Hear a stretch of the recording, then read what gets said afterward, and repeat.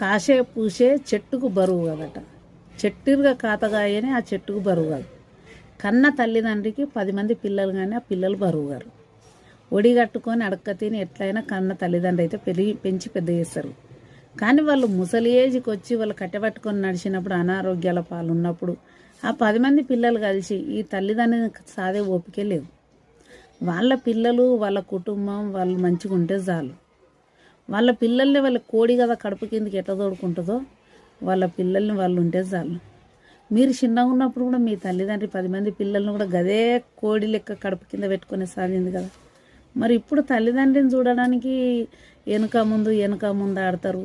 ఉన్నా కూడా నా దగ్గర ఎక్కడే నా పొరగాళ్ళకి ఫీజులు కట్టాలి, నా పిల్లకి ఇది కట్టాలి అది కట్టాలని ఇవి సాకులు చెప్తారు. మరి అప్పుడు వాళ్ళు ఎట్లా సాధింటారు? వాళ్ళు కడుపు కట్టుకొని వాళ్ళు ఒక బుక్క తిని మీకు పెట్టి సాదిరు. గది ఒకటి గుర్తు పెట్టుకొని మనం ఇప్పుడు తల్లిదండ్రిని కరెక్ట్ చూస్తే అది మీ పిల్లలు మిమ్మల్ని చూస్తారు.